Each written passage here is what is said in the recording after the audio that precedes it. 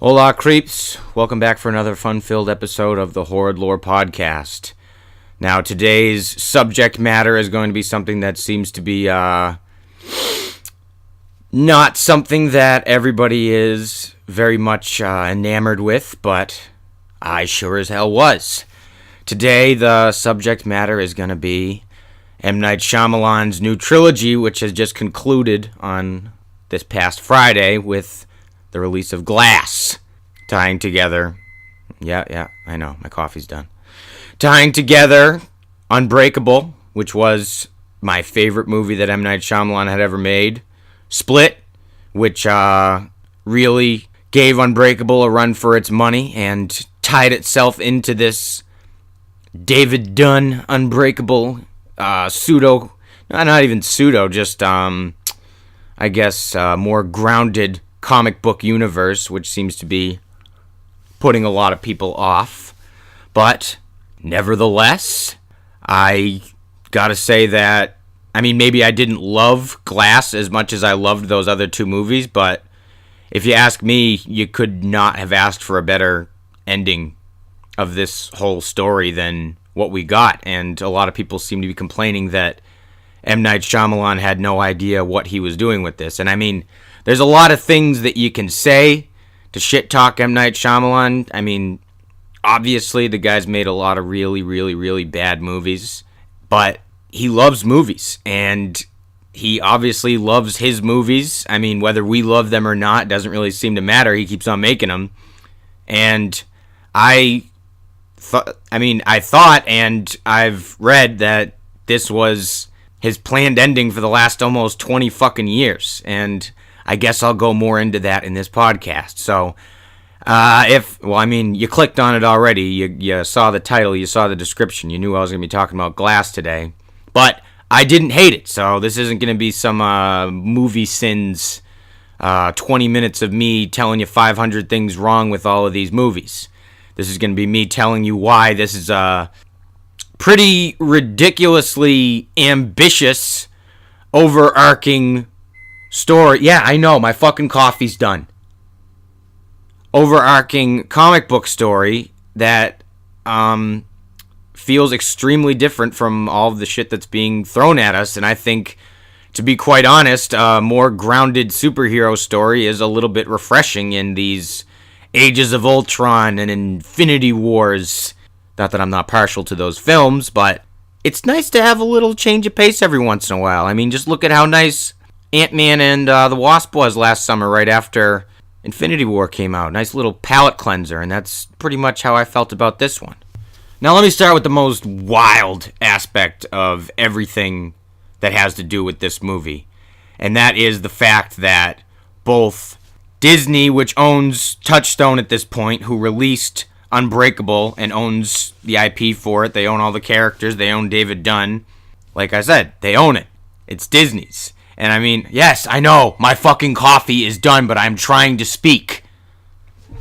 So, Disney owns David Dunn and all the rights to Unbreakable, and Universal put out Split. Now, I mean, if you really get down to thinking about that, it goes beyond the point of them not being able to share their characters for these other superhero movies that keep on coming out, you know, Marvel characters and whatnot, but these two are fucking at each other's throat constantly trying to compete with each other's theme parks. And somehow, M. Night Shyamalan, when he made Split, was able to talk them into allowing David Dunn into the end of that movie to tie this in to make a fucking threequel here. And I'm sorry if I spoiled the end of Split for you, but I think it's kind of obvious at this point when we're seeing trailers of David Dunn, Elijah Glass, and Kevin Crumb together that was how the movie was going to end, that they all tied together. And I mean, if you just take a minute and sit back and think about how fucking ridiculous that is in this day and age that we're in, where Disney is literally trying to fucking control everything, that they said, okay, as long as we get our piece of this. And I mean, this didn't come without a little bit of sacrifice. I read in an article a few months ago that in order to retain any form of creative control, M. Night Shyamalan, I mean, it wasn't even Blumhouse that threw all the money into this, or Universal. M. Night Shyamalan had to take out a fucking mortgage on his house and throw that into the movie so he could retain creative control, which was clearly a very smart move because this third movie really does feel in the same vein as the other two movies, just like I felt like Split was in the same vein as Unbreakable. Yes, the coffee is done. Okay, I'll get more into that in a moment. I need to go and get my coffee before I lose my fucking mind and throw my microwave out the goddamn window. Alright, so let's start off by talking about Unbreakable, which, to my young mind in the year of 2000, was one of the craziest things I'd ever seen. I mean, like I said, it is a pretty fucking grounded, low-key movie. Nothing too ridiculous happens in it, but it was the first actual superhero movie that I'd ever seen and maybe was ever made. I mean, other than like the TV Hulk movies and that Punisher movie with Dolph Lundgren, I can't think of too many other.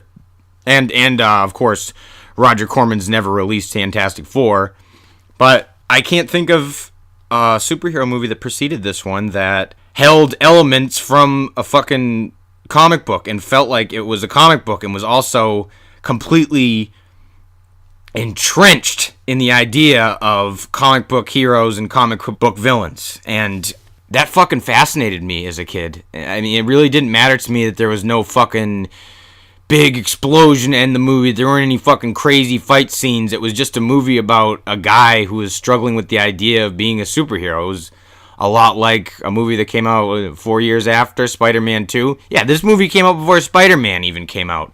My young eyes were fucking not even ready to see a fucking superhero movie at that point of this caliber. So, say what you will about M. Night Shyamalan, what you will about this movie. Go back and watch Unbreakable and think about the fact that it was released in the year 2000. And then look up every other comic book movie made before that and tell me it didn't kind of set a template for what we have now. For everyone that's trying to say Glass sucks because we got Infinity War last year and you're trying to fucking compare the fucking grandeur of billions and billions of dollars and like 18 other movies building up to one movie to a trilogy that, I mean, they're obviously big budget movies, but these three movies were nowhere near as fucking elaborate or action-packed as these Marvel movies are, I guess to a lesser extent, these DC movies have been. And I think it's that almost sense of realism that makes Mr. Glass, Elijah, one of my favorite villains probably out of any, like even including any comic book character, because he literally is fucking comic books. There's a line in the first movie in Unbreakable. Well, in the beginning they show his flashbacks, but when you first see him as an adult, maybe a half hour into the movie or something like that, he's showing off an original, not sketch, but drawing of the first comic book that he'd ever received as a child from his mother. And when he's describing it, he's describing its complete and utter majesty and explains that it's far more superior to what everyone got in the printed comic book because all the lines, all the colors and everything were completely exaggerated. And I think that that's a nice little subtle nod to the tone that we are about to experience from this story. That it's a lot more... It's difficult to explain beyond saying it's grounded, because it's not just that. It's like, it's more human feeling than a lot of other comic book movies. Maybe not comic book stories, but definitely a lot more than most comic book movies, because this, not just Unbreakable, all of these movies lie completely in empathy. Not just for the hero, but also for the villain. Something that, pops up a lot in many comic book movies, like Civil War, and I can't think of any that did it as well as that. But these movies, all of them. I mean, even in Unbreakable, you feel all through the whole movie, they're trying to make you feel worse for Glass than they're trying to make you feel for David almost. And that's pretty much just because David can handle it better than Mr. Glass can. That he is indeed unbreakable, and Mr. Glass has been broken by what life did to him. And that's how he chooses to pursue his powers, as a broken person, which made him technically the villain. But in the empathy that we're experiencing and knowing who he is and what has happened to him, it's difficult not to kind of root for him in a way and want him to get better. If not survive and keep on doing what he's doing. You really don't want him to do that, but you don't want him to die. I mean, they give you so many tearjerkers, and you feel so much for Mr. Glass that as a human, you feel their pain and what they're going through, but they're just dealing with it in the worst way possible, and that's why they're doing all of these horrible things. But like I said, at the same time, it's almost impossible not to root for them in some way, shape, or form, because there's such a sense of empathy towards them in the fucking screenplays. And now, speaking of empathy, let's get into a character which we have not really discussed yet. And that, of course, is Bruce Willis's character of David Dunn. A man who reminds me a lot of... as far as the empathy corner goes, I'd say it's a lot more like Spider-Man. Because he has these powers. He was in college, he was a fucking football player, but he can't use his powers to pursue something like that. Something so vainglorious, even if that's what he ultimately would want to do. Because, I mean, honestly, what honor would there be in that if you had those powers and you just used them to fucking beat everybody at football and be like an impenetrable football player and be a fucking celebrity? And also, you run the hazard of people finding out what you really are. And that seemed like it was a prime motivator behind David Dunn, that he was terrified himself of who he was, let alone allowing other people to know who he was and what he was capable of. And I think that's a pretty major theme in all three of these stories, that, you know, just the idea of identity and who each of us are. We're all so drastically different from one another. We all have talents that are different from everyone else around us.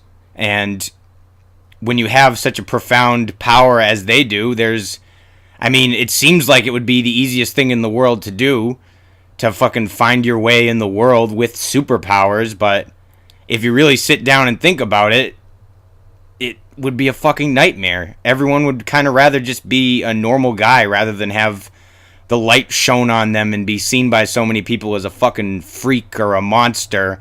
And he just generally didn't want his life to be that high profile.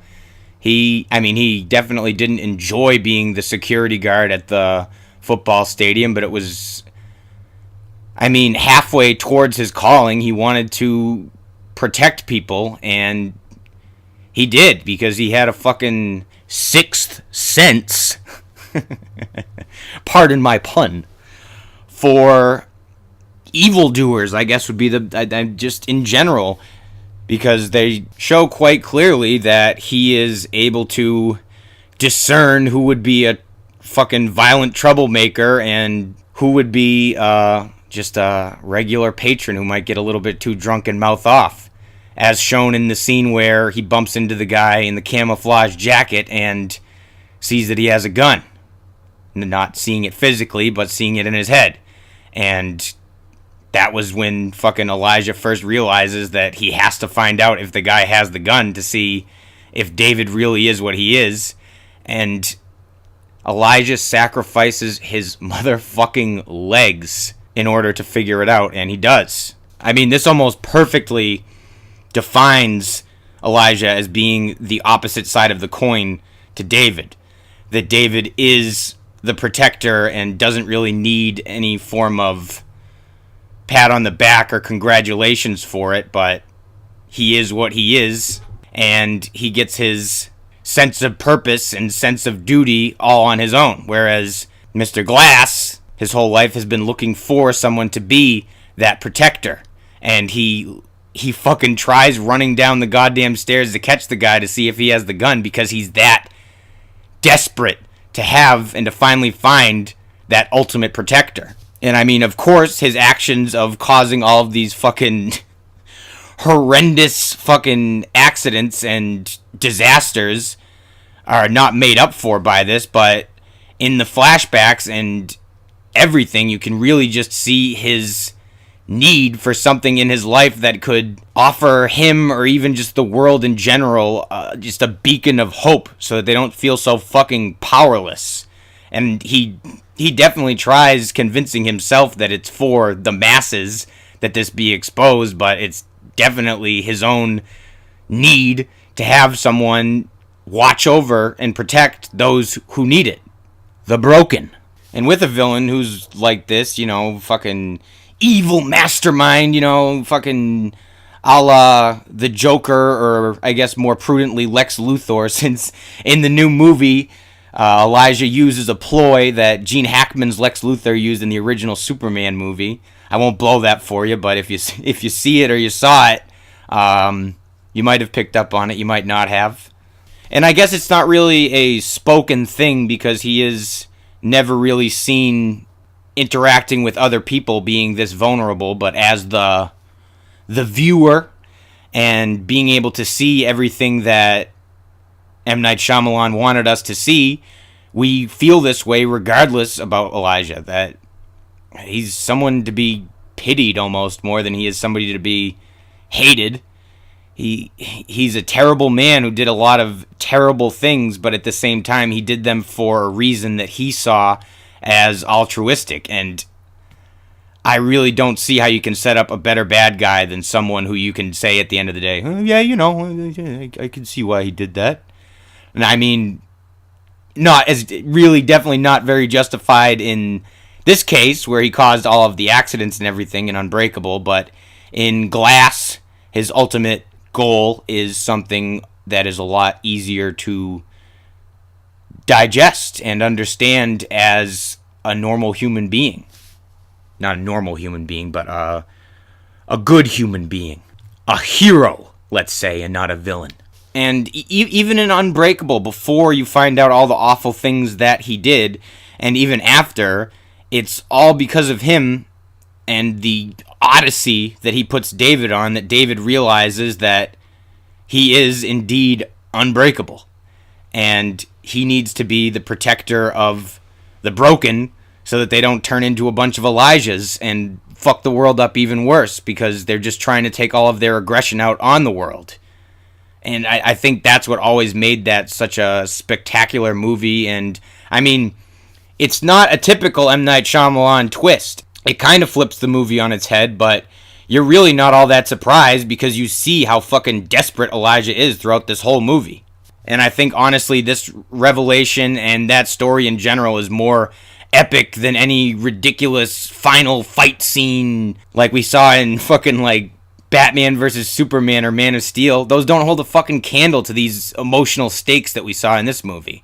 Okay, now let's move on to Split, which is about Kevin Wendell Crumb, a man who has 24 personalities, played amazingly by Mr. James McAvery, and apparently Kevin Wendell Crumb was supposed to appear at the end of Unbreakable to kind of set up a sequel and show that David had more business to take care of, but it was apparently impossible to squeeze him into that movie and not have it be like fucking 4 hours long. So we, and by we I mainly mean M. Night Shyamalan, had to wait 16 fucking years before he could tell this story of Kevin. And I mean, you ask me, that 16 years really didn't hurt him too bad because he had a lot of stinkers in between The Village and when that movie came out. And Split completely restored my faith in the fact that he is an amazing filmmaker who clearly is just in love with fucking movies. Not just his own or the idea of himself being some crazy massive auteur, but just the idea of solid, really good movies existing, and he can do it. Say what you will about all those stinkers that I just mentioned before, but M. Night Shyamalan is a fucking extremely talented director with an extremely singular vision, and that's something that makes the best movies, and it's something that can make the worst movies, as you've seen with his other ones. But you really can't go the distance like that unless you're fucking pushing yourself outside of your comfort space. And, he fucking struck out a couple of times, but damn, he just hit 2 fucking home runs with Split and this one, Glass. So let's get into Split a little bit. Kevin Wendell Crumb, in the beginning, has abducted 3 young girls and takes them to his little lair, hideaway, and we really only see 3 personalities, which is kind of strange because it's billed to us as him having 24 personalities. And then, even more confusing than this, is the fact that he keeps on fucking emailing his therapist while he has these girls kidnapped, and why he'd want to have contact with the outside world is very confusing at first. But then, it turns out that inside of Kevin's head, these 3 that we keep on seeing are known as the Horrid. And the Horrid are the messengers of the Beast, the final personality that is supposed to come out of Kevin, his final evolution. And these 3, the Horrid, have shut out every single other personality who would want to be decent people.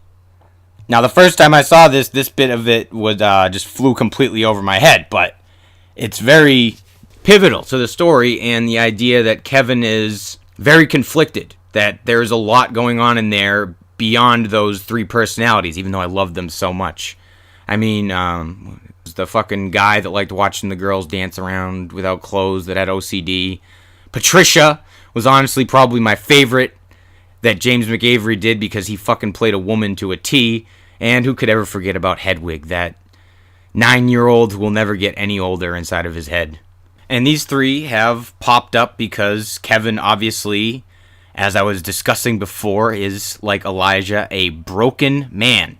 As we can see in the fact that the film is called Split, and he's been shattered into 24 different personalities because of his horrible childhood.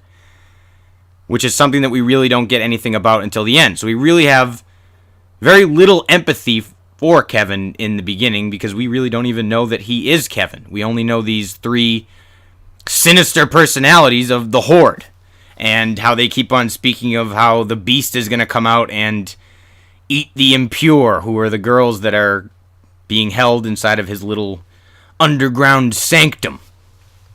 Now, in this first half, we don't get too many callbacks to Unbreakable really at all, until we finally see that Kevin is not full of shit. Or let's not say Kevin, let's say the Horrid are not full of shit. The Beast truly is speaking to them, and the Beast truly exists.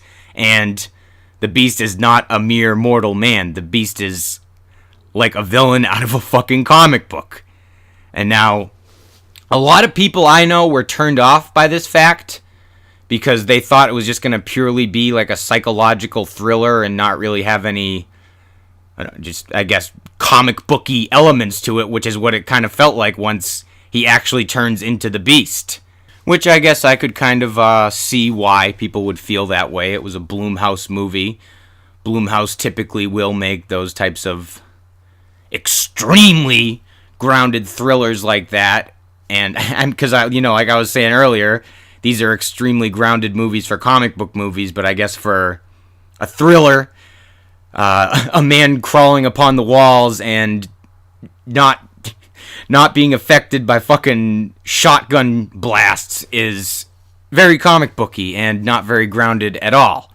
But at the same time, there's a reason that he'd been planning for Kevin to be another villain for David Dunn to face off against ever since he was writing the original Unbreakable.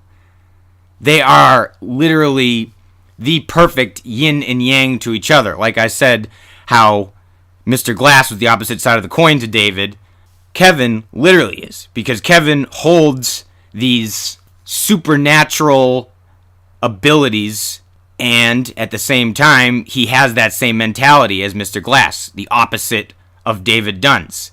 He believes that only the broken should be allowed to exist and thrive, and that those who have not suffered are impure and should be food for the Beast.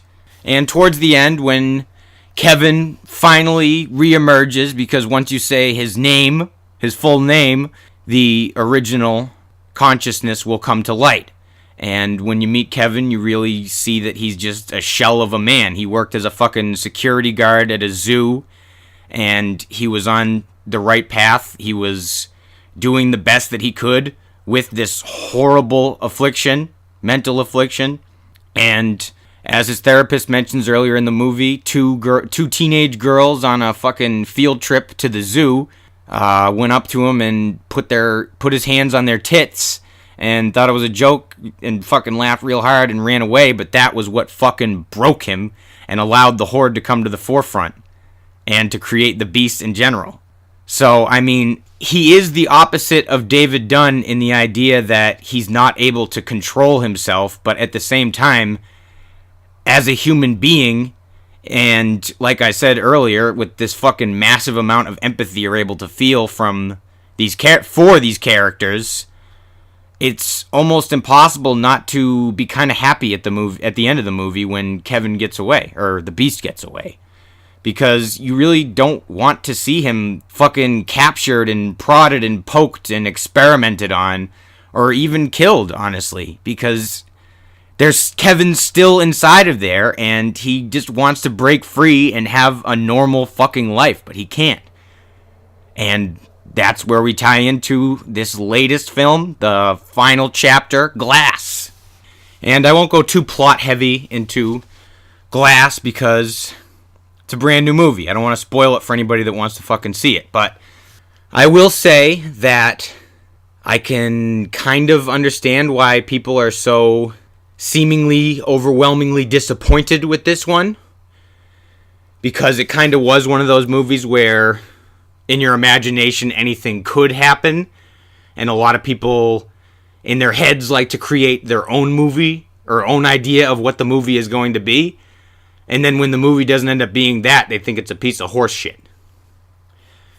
Now, with this is the thing with M. Night Shyamalan, is that you're never going to get the movie that you thought you were going to get. Split was not what I expected it to be. Unbreakable was not what I expected it to be, and that's why I love them so much.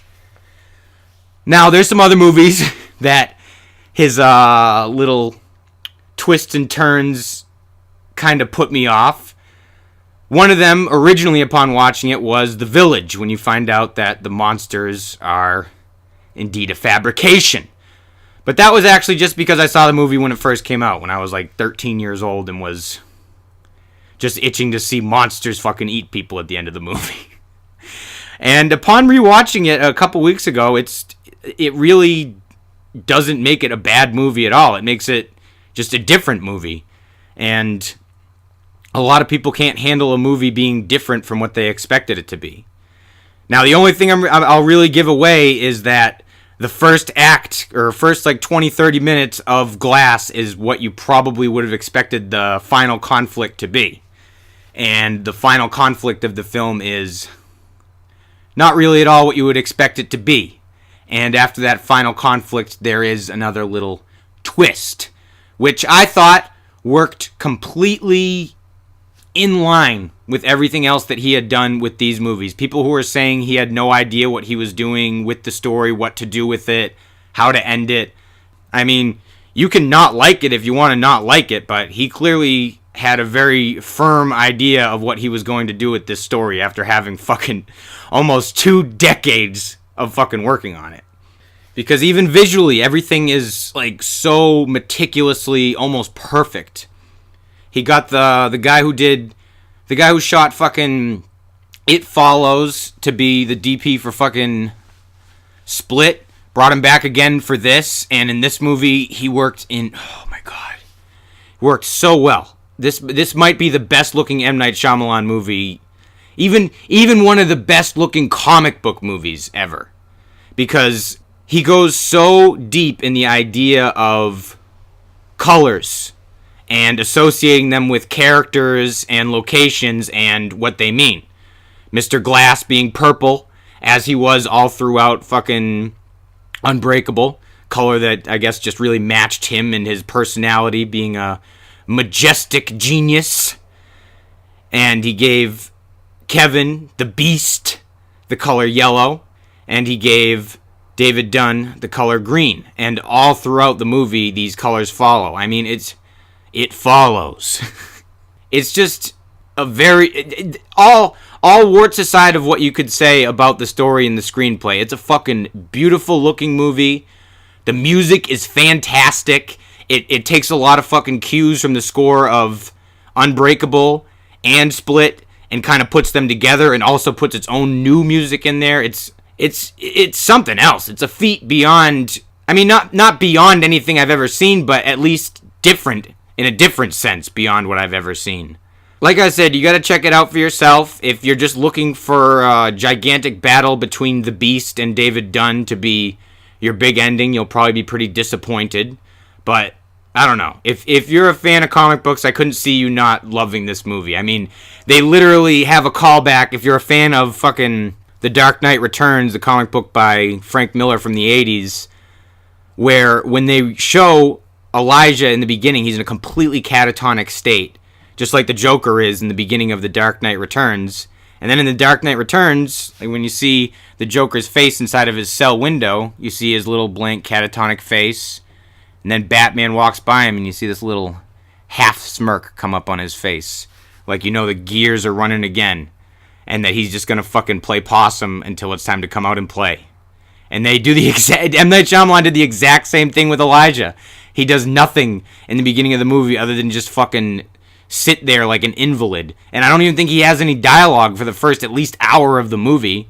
And they do the exact same thing. As soon as David is taken into holding, you see him walk by Elijah's cell, and you see that same little smirk go up on his face. Like, you can see the gears start to work again. And that's a big part of where the ending of this movie goes, is what Elijah's plan actually is, and that it's not something that anyone could have anticipated it being.